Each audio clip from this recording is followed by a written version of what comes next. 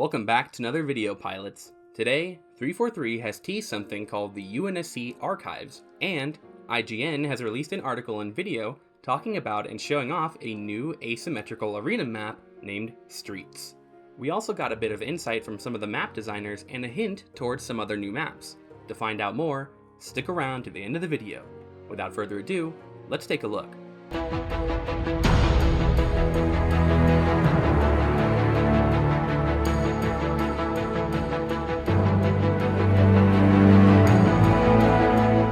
Because it's so short and we aren't given much but a tweet to go off of, let's look at the UNSC Archives tweet first. It reads, UNSC Archives accessed. Contained within are the untold stories of humanity and the heroism behind the Master Chief. Stay tuned for further transmissions. Attached is a short video with no audio. I've gone ahead and grabbed the highest quality version I can, but if you thought YouTube compression was bad, try watching a video on Twitter. Looking at the video frame by frame, there isn't much to look at.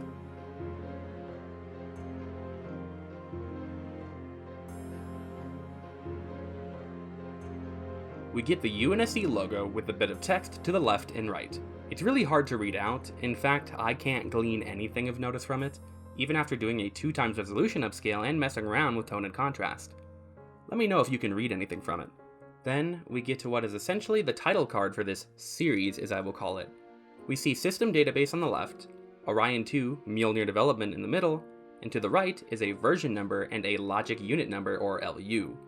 The version number is 1.005, with a logic unit of 2549.02.00. It's safe to assume the LU is actually a date, in which we are looking at the year 2549, and perhaps the second month of that year? I honestly think only the first part of the LU has significance. First, let's talk about Orion 2. If that doesn't quite ring a bell, Orion is the original name of the Spartan program. Orion 1 was essentially the Spartan 1 program, which included Sergeant Johnson, in case you didn't know. So what this means is this is a log about or focused around the Master Chief around the year 2549. The year holds a lot of significance within the lore. This was the year Cortana was created, and the year the Spartan 2 program became public knowledge. So I'm curious to see what exactly we are going to learn about Chief and possibly other Spartan 2s or Cortana. Moving along, we get a massive wall of text that is mostly unreadable even after some enhancements. Here's what I can pick up from the legible text. Up at the top, we can clearly see compiling data. Everything underneath it though is basically meaningless pixels at this point. At the bottom, we can read Initiating Protocol, UNSC RODT STR D31 COM Y Auto AALKAS, and then everything from there is unreadable or I'm not confident. Researching the protocols in real life and in the UNSC known protocols, there is nothing similar or exact that comes up. Moving on to the AALKS thing at the very bottom, AA likely stands for Assessment Agent in this case. LKAS doesn't really mean anything. Perhaps it's just the name of someone or some software being used for this archiving system. And that is about it for that short little video. There really is not much to grab from it. The only concrete info we have is that it's focused around 2549 and the Master Chief's heroism around the time or prior. Moving on to the IGN coverage, Ryan McCaffrey of IGN and the rest of his team have gotten the chance to visit 343's headquarters and play some Halo Infinite. They got to play the campaign, the first 4 hours of it, as well as some multiplayer. All throughout the month, we can expect more videos and articles from IGN covering what they can say and show from their visit. Some of the things we'll see include a first true look at the Season 1 Battle Pass, an open and transparent interview with Joseph Staten, and their impressions of the campaign that they were able to play. Today though, we are given a look at a whole new map coming to the game along with the name of 2 others we have yet to see. If you have not yet seen the video, please click the card on the top right and give it a watch. The IGN team deserves some love for getting us some new info in our hands. I'll be going over the video in a somewhat organized fashion, but don't expect me to always be on the linear playback of the video.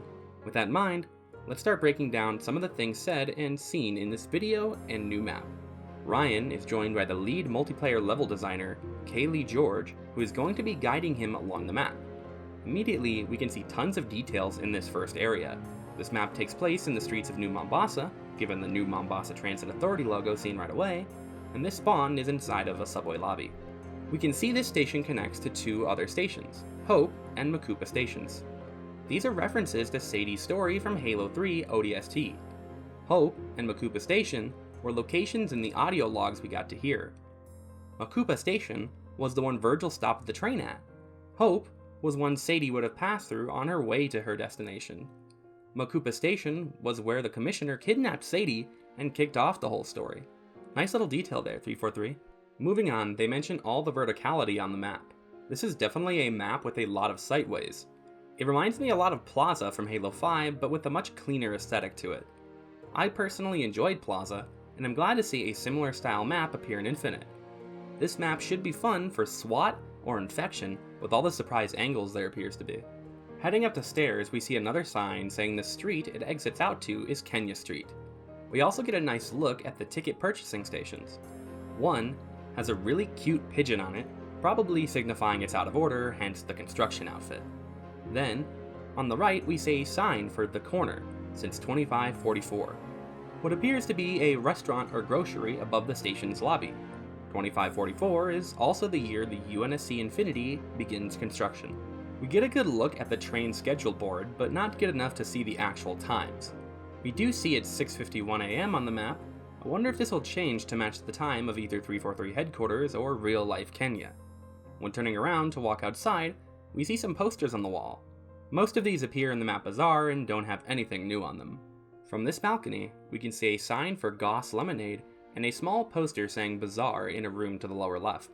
We also see some street markers indicating the new Mombasa Police Department is further ahead.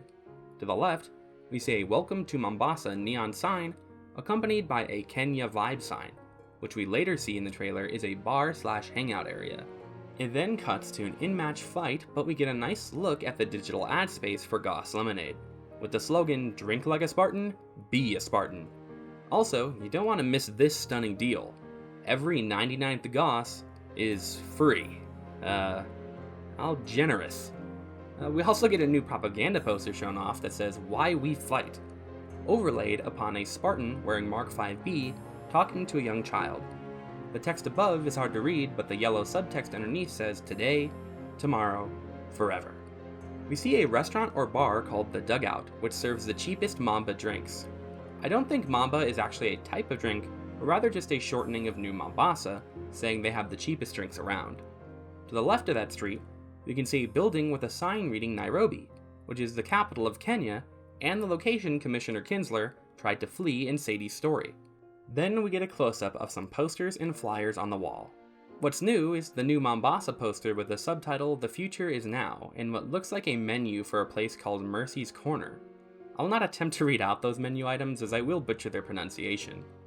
There is a food festival that likely got cancelled due to the abandoned nature of the area. The poster with the giraffe says "Garm Abe Sona," which I can't translate from Swahili to English. It insists it's Hindi, and even then, I got Hot Abe Gold. Not sure if this means anything, but if anyone from Kenya, or that speaks Swahili, is watching, let me know if this means anything. Next, we get a nice look at the cafeteria, which has the words "ration" and "spice" written under the ordering window, likely showing that something drastic has happened here and rations are being passed out. There is an apartment complex connected right next to the cafeteria called Morning Star Apartments. We also see an NMPD sign telling citizens to report any crimes they see to help them protect. I don't know if the NMPD is any more trustworthy than they were in ODST, but I at least hope they are. We get some weapon rack vending machines, which are rather funny. On the side are some movie posters plastered. One reads "Finding Rue," I think, and the other we can only see the words "Carnivory." There is another store called Top 5 Mombasa Hair Fashion, and a hologram of Goss Cherry Lemonade, another flavor variant. We find out the opposing team spawns in the police station, as well as see the game mode Oddball being played. Inside the NMPD, we see lots of propaganda posters saying to enlist and to preserve law and order. There is also a mural of Chief on the wall with the words "A hero never dies." We cut back outside to see a sign for a hostel and a bookstore named Jimmy's Books and Stationers. Then, we get a nice look at the front of the NMPD.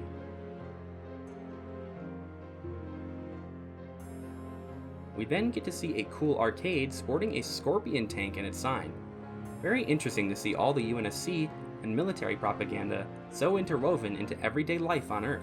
Some of the arcade machines feature what looks like a Space Invaders clone called Slip Space Invaders, using Halo ships like the Longsword and some Covenant air vehicles. We also see a very meta arcade cabinet, sporting a screenshot from the 2018 tech demo with the words Halo Infinite on it. Later in the article, we find out that these arcade cabinets actually play MIDI versions of some Halo themes. We later see what the thruster pickup looks like. Kind of looks like a fuse, not sure what to make of it really. Followed by a look at an ad for Transport Dynamics featuring their tuk-tuk, which is the vehicle you see on the ad. Eventually, we arrive back at the Nairobi store to see an ad for Hollow Puppy.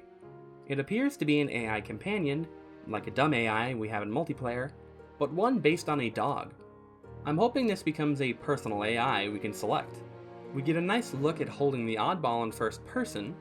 There also appears to be rounds for oddball with the little dots underneath each team's score. We also get a peek at just how similar this map is to Plaza, with these little ledges players can hop onto for the highest of vantage points. We end the video with a nice look at the space elevator, which is still being rebuilt. Let's wrap things up with the article itself, which doesn't have too much more info to give us, but it's new info nonetheless. We learn that there are no direct ports or remakes of any previous maps coming to the game. Rather, the team is trying to make new maps inspired by previous maps.